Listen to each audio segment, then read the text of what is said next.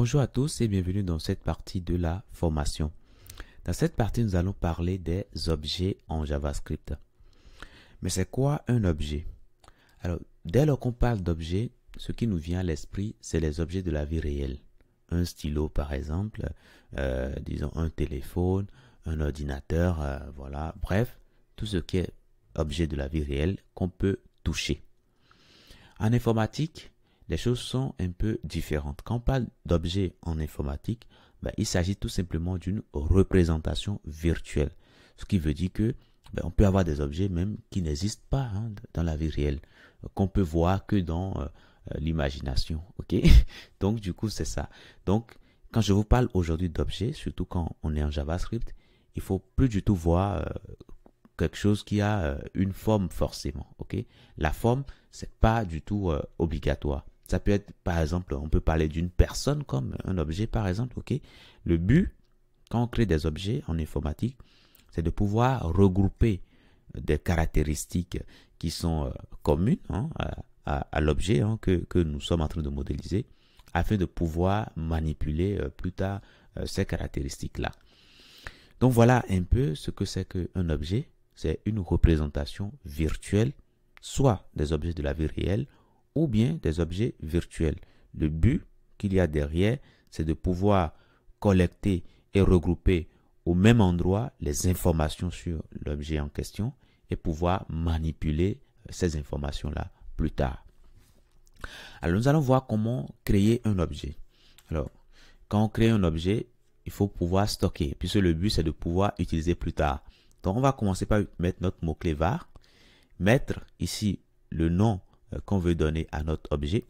Alors, ici, je suppose que nous voulons créer un objet voiture, par exemple. Donc, on mettra ici car, ok, car. Attention, car, voilà. Et puis, on mettra égal et on mettra tout simplement new object. Object, voilà. Et là, on vient de créer un objet. Et c'est tout. Maintenant, un objet a ce que nous appelons des caractéristiques. C'est-à-dire ce qui permet de retrouver fidèlement l'objet. Donc, quand je mets ici une voiture, je crée un objet voiture, qu'est-ce qui peut me permettre de connaître la voiture ou bien d'arriver à identifier la voiture? Je peux avoir le numéro de série de la voiture. Ok. Donc, je peux mettre ici car. Alors, car pour prendre mon objet, je peux mettre point et mettre ici, allez, je vais mettre ici identifiant, underscore ID par exemple, et je mets l'identifiant de ma voiture. Alors ici, les valeurs que je peux donner aux caractéristiques, ça peut être des chaînes de caractères, ça peut être des nombres, ça peut être tout ce que nous avons déjà vu comme type de données, ok? Les tableaux, etc. Et y compris même des objets, ok? Donc ici, je suppose que l'identifiant, par exemple, c'est un nombre et c'est ça, par exemple. Bon, là, c'est bon. Ok, là c'est bon, je viens de faire ça. Maintenant, d'autres caractéristiques, on va parler également du nom, name. Alors, le nom de la voiture ici, je suppose que ça s'appelle tout simplement Zatata, Zatata, voilà, tout simplement. Ok, Zatata avec un H là. Là, c'est bon. Attention, Zatata, voilà. Là, c'est bon.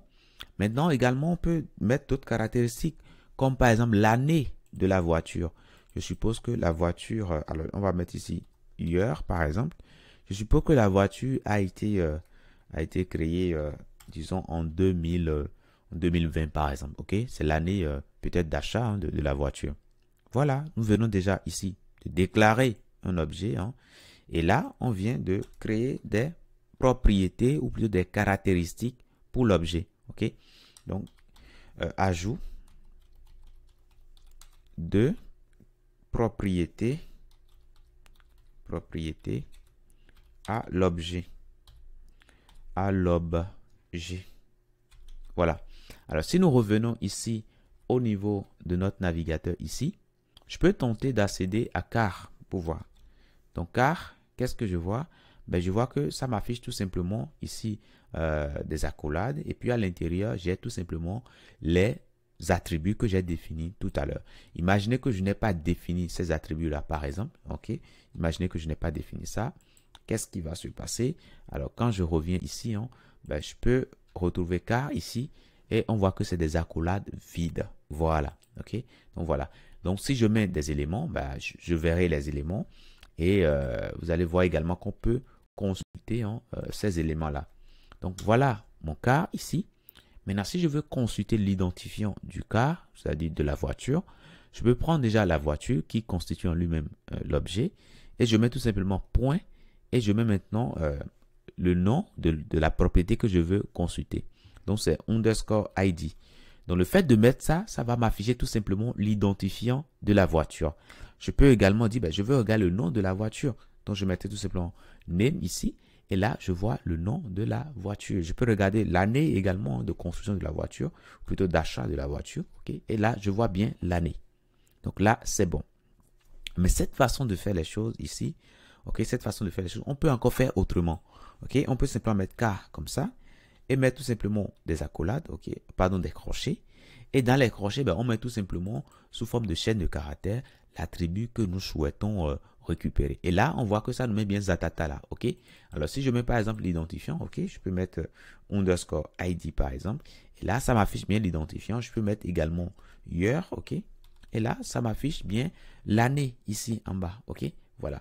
Donc, voilà une autre façon de récupérer tout simplement les caractéristiques liées à l'objet. Voilà. Maintenant, je vous ai dit que pour créer un objet, on peut simplement mettre new object comme ça. Mais il y a plus simple. Il y a plus simple. Alors, tout à l'heure, quand je n'avais pas, j'avais caché tout ceci, vous avez vu qu'on avait un objet vide et ça nous avait affiché tout simplement des accolades comme ça. OK? Donc, du coup, ben, pour créer simplement un objet, au lieu de mettre ceci, new object, etc. Alors, je vais commenter la ligne. Au lieu de mettre ça, ben, on peut tout simplement faire, allez, un instant. Je vais d'abord dupliquer et après maintenant commenter ça. OK? Donc, au lieu de faire ça, ben c'est simple, on peut simplement mettre simplement de simples accolades comme ça et c'est tout. Et là, on vient de créer un objet vide et après, on peut ajouter des éléments. Donc, si je reviens ici et que je tente d'accéder à car, qu'est-ce qui se passe? Alors, car, ici, ben, je vois que j'ai bien mon car, ok? Voilà. Maintenant, attention, car c'est plutôt avec T, hein? Il y a un T à la fin, excusez-moi. Donc, je mets le T rapidement partout, hein? Voilà. Donc ça, c'est bon. Donc si je reviens ici, je mets car. Ici, voilà, j'arrive bien à récupérer la voiture. Et comme tout à l'heure, je peux dire, ben, je veux récupérer, allez, je veux récupérer le name. Hein, voilà, tout simplement, je peux récupérer. Comme je peux mettre ici car.name. Bref, ça se comporte exactement de la même façon que cette façon de déclarer. Et le plus souvent, on va utiliser cette façon qu'on a ici, puisque c'est plus simple. Ok, c'est plus simple. Voilà. Donc voilà pour le car. Maintenant, qu'est-ce que vous allez constater? Vous allez constater dans un premier temps, on crée d'abord l'objet et dans un deuxième temps, on ajoute des propriétés. Mais on peut faire les deux en même temps. Ok? On peut faire les deux en même temps. Donc, lorsqu'on crée ici l'objet, on mettra tout simplement l'identifiant. Ok? Et là, on mettra la valeur associée à l'identifiant. Après ça, on met le name, hein, et là, on met tout simplement le nom de notre voiture. Donc, Zatata, tout simplement. Et après, on peut mettre également l'année, donc le year de la voiture. On peut mettre ça comme ça. OK? Alors, c'est plutôt 2000, allez, mettons 2020. OK? Donc, ce faisant, ben, je n'ai plus ici à créer ces lignes-là. Voilà. OK? Donc, si je reviens ici, qu'est-ce qui va se passer? Je prends tout simplement car. Alors, car, et là, je vois que ben, j'ai mon objet. OK? Voilà.